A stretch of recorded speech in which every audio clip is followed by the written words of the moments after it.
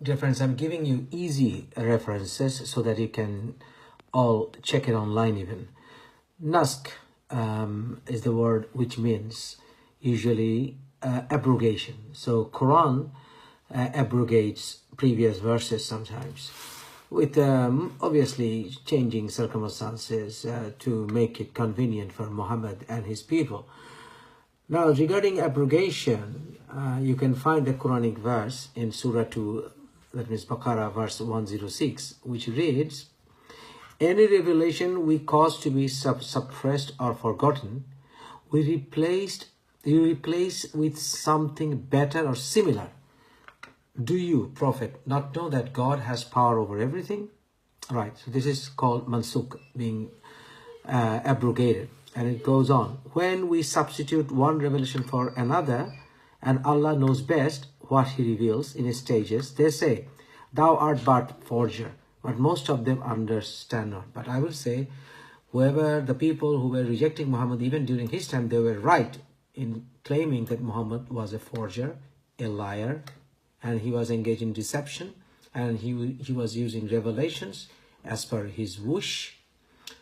And I can go on giving hundreds of examples from the Quranic verses, but remember, this is Surah 16, verse 101. Let's talk about a hadith number 4788 of Sahih Bukhari, the most authentic hadith collection in Islam after Quran. Now, Quran is the divine revelation, as Muslims claim, and amongst the hadiths, Sahih Bukhari is the most authentic. And this is a Sahih Hadith, Hadith number 4788. It reads, narrated Aisha is Muhammad's child bride, "I used to look down upon those ladies who had given themselves to Allah's messengers. And I used to say, 'Can a lady give herself to a man?' But when Allah revealed, 'You, O Muhammad, can postpone the turn of whom you will of them, your wives, and you may receive whom you will.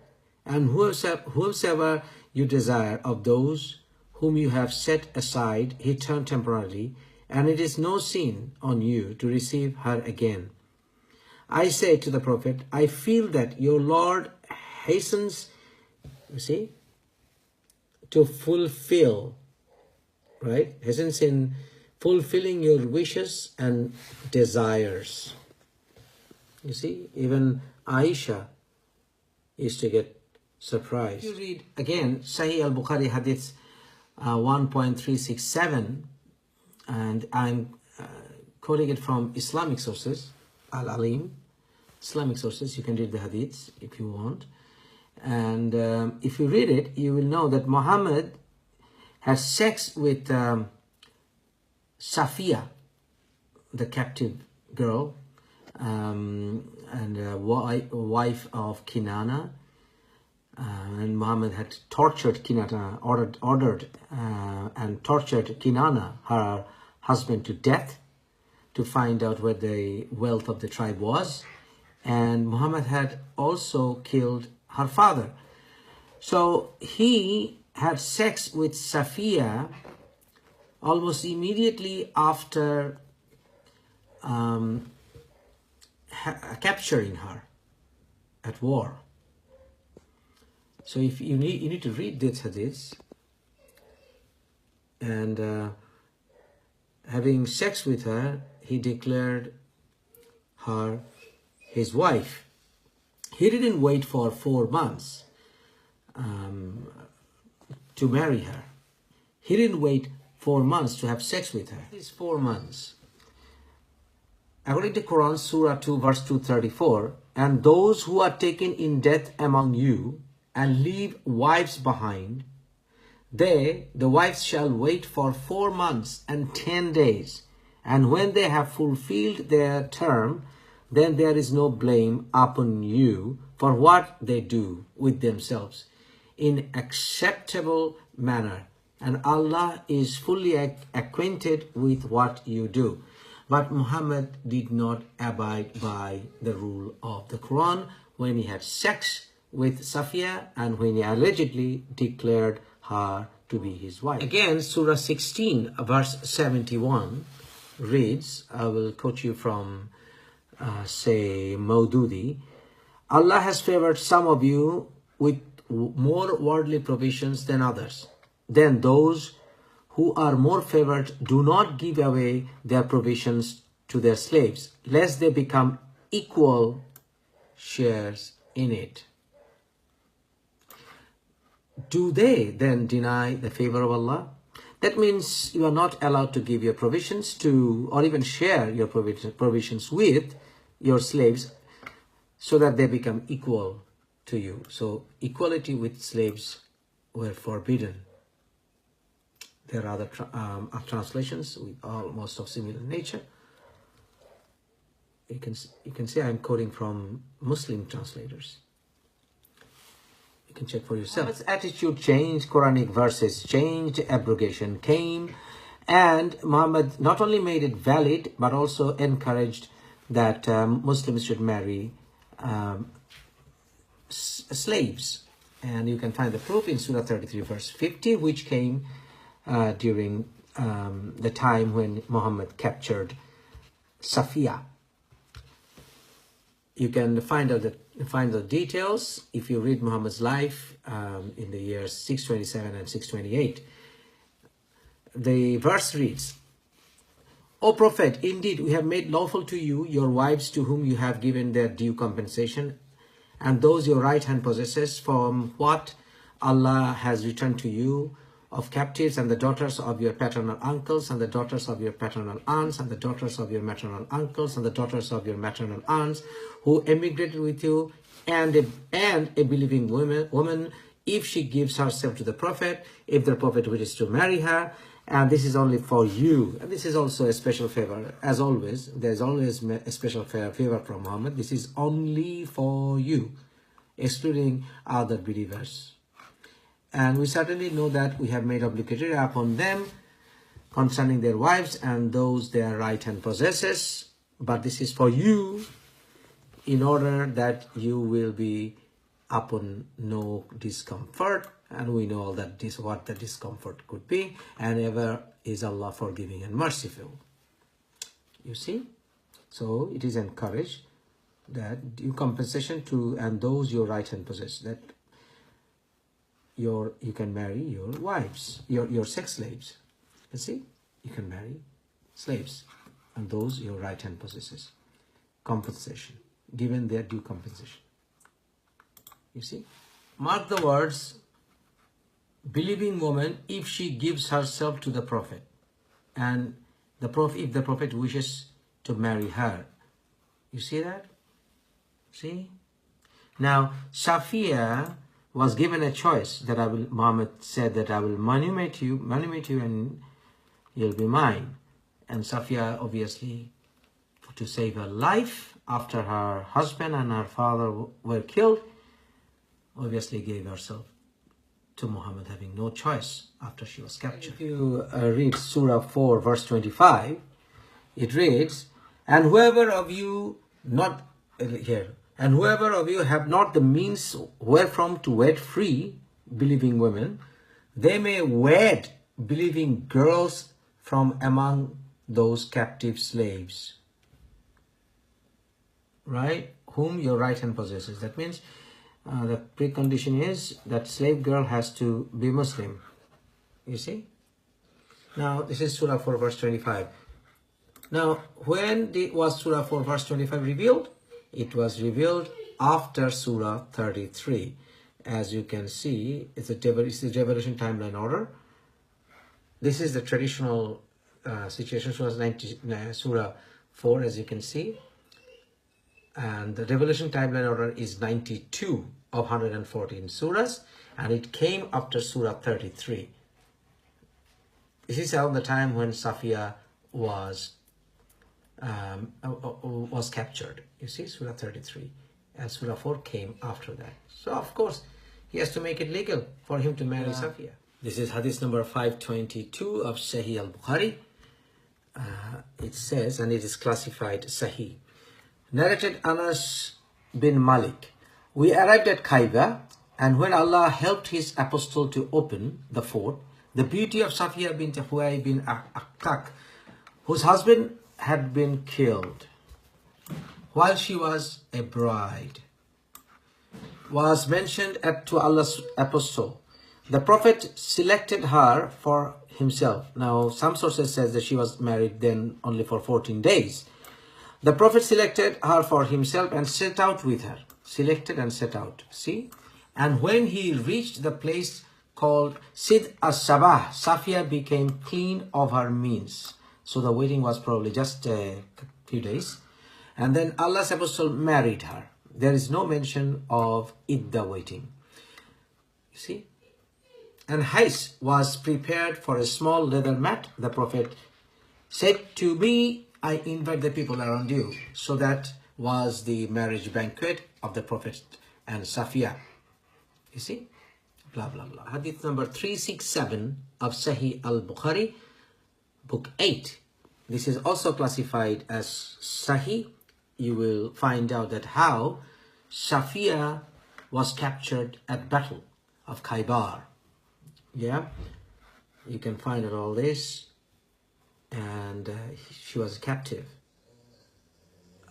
So you could rape or have sex with captive girls, Surah 24, verse 32 and 33. But bear in mind that even if Safia's husband was still alive, as she was captured in the battle, she could have been validly raped according to Islamic jurisprudence.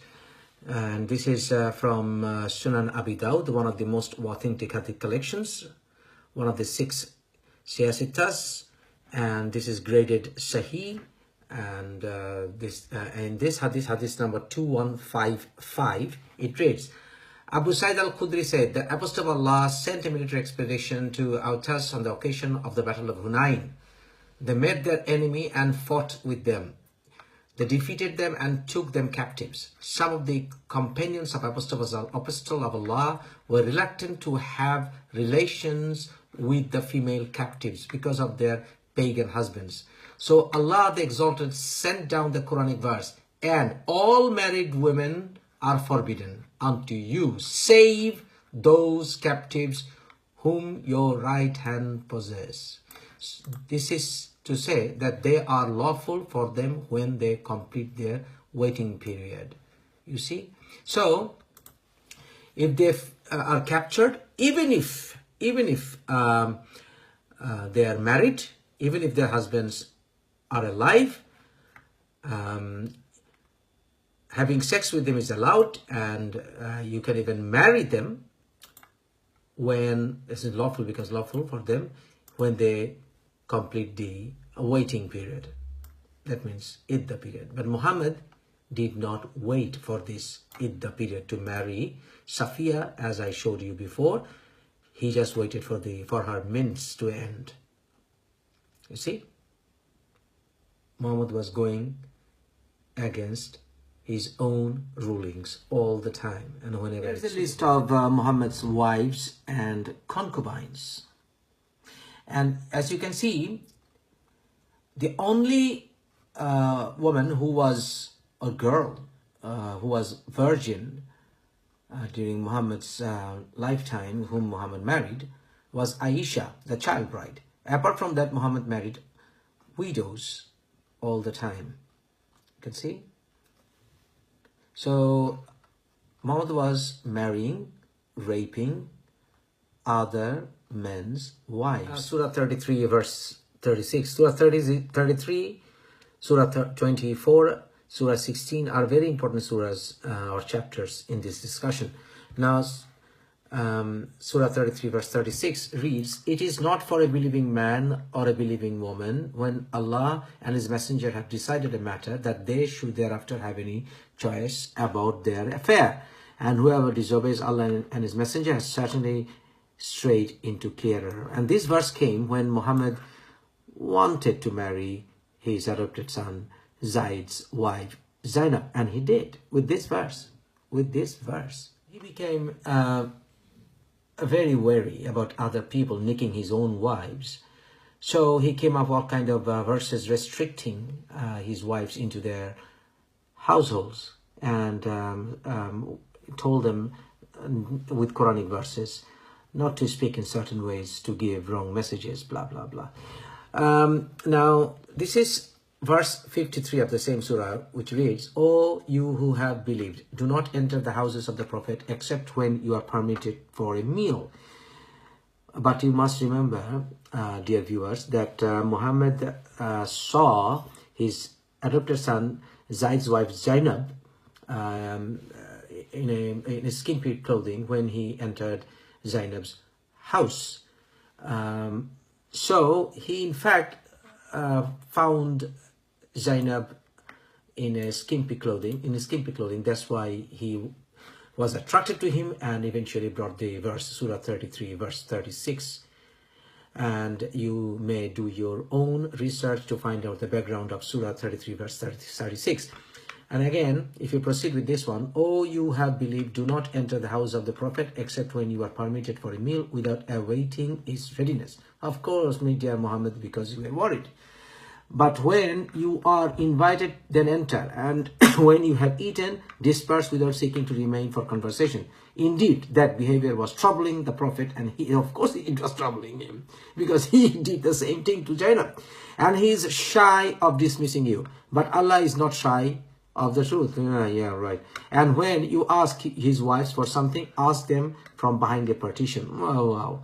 This is purer for your hearts and their hearts, and it is not conceivable for a lawful, it is not conceivable or lawful for you to harm the Messenger of Allah or to marry his wives after him. That he was restraining his own wives from marrying after him when he had married all the widows. And again, here, Bukhari 3110, Muslim 42449, Al-Miswar said, the Prophet stood up and I heard him when he bore witness.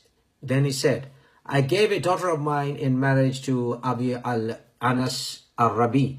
When he spoke, he told me the truth. And when he made me a promise, he fulfilled his promise. Fatima, that means Muhammad's daughter, Muhammad said, Fatima is a part of me, and whatever hurts her hurts me. By Allah, the daughter of Messenger of Allah and the daughter of the enemy of Allah will not be joined together as wives of one man. That means Muhammad did not allow his son-in-law, who was also his cousin, to marry again when he was married to Muhammad's daughter Fatima. So, but the Quran does allow polygamy, as we know. So this is another hypocrisy by Muhammad, and it is very clear from here. Now you can say, some Muslim apologetics will say, well, Ali wanted to marry a daughter of Muhammad's enemies, but Muhammad himself married the daughter of his enemy. For example, he married Abu Sufyan's daughter. So Muhammad married Abu Sufyan's daughter, and also he married his best friend Abu Bakr's daughter, and they were both living under the same roof. How about that then? Now, lastly, Surah 33, verse 52, it reads, Not lawful to you, O Muhammad, any additional women after this, nor is it for you to exchange them for otherwise, even if their beauty were to please you, except what your right hand possesses. And ever is Allah over all things an observer. That means Muhammad could have sex slaves, but he was not allowed to marry after this. But Muhammad did violate this order as well. Obviously, this was revealed around 627, 628 circa. Now let's check whether he did violate this. This is a marriage to, alleged marriage to Safiya. This was in 628. And this is around the time Surah 33 was revealed. And then Muhammad married after that Maymuna bint al-Harith, 629. After that verse came 33:52, so this is a violation of the Quranic order. And then Muslims claim that he eventually married Maria Kiptia, who was a sex slave, and she was given to Muhammad by an Egyptian ruler in 629. So Muhammad couldn't have married her. There is no direct proof to support that. And Maududi made it very clear one of the most famous Islamic scholars, Maududi, made it very clear that Muhammad did not marry Maria Kiptia, did not marry Maria Kiptia. And it was 629, but again, Mulaya bint Qab, he married her in 630 and divorced her. And the list goes on. And he married only for a few days Fatima al-Aliya in 630. This is another violation of Surah 33 verse 52, and divorced her immediately for picking through because she picked at men in the mosque courtyard, right? And then again Asma bint al-Numayn in 630. But Muhammad divorced her before consummation after Aisha tricked her into reciting divorce formula. There you go. So this was another violation that goes on. And Asma Amra bint Yazid, this is in 631, again violation, and you can, the references are Ibn Ishaq, Ibn Hisham, Al-Tabari, Al-Sad. These are biographies of Muhammad, and Muslims usually want to give less value to these seeras because seeras expose Muhammad very well. Those are closer to the time of Muhammad than the hadiths, and they cannot do without the seeras as well, or the biography as well. And then 631, Amra bint Yazid, she was within of no political importance. Muhammad divorced her before consummation when he saw she had symptoms of leprosy. See, violation again. And he had sexual slaves, blah blah blah, and there were many more engagement and broken contracts.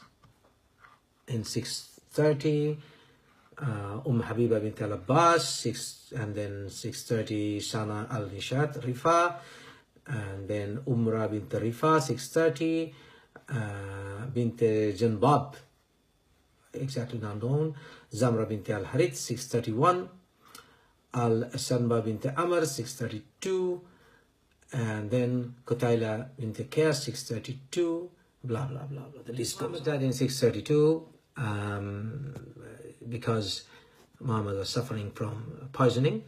So if probably Muhammad had a chance, he would have come up with the verses again saying that these were exceptions were made for him again, and he would have abrogated obviously Surah 33 verse 52 if he had the time. But unfortunately, or fortunately for the world, he died in 632 before he could abrogate Surah 33 verse 52. Thank you for listening.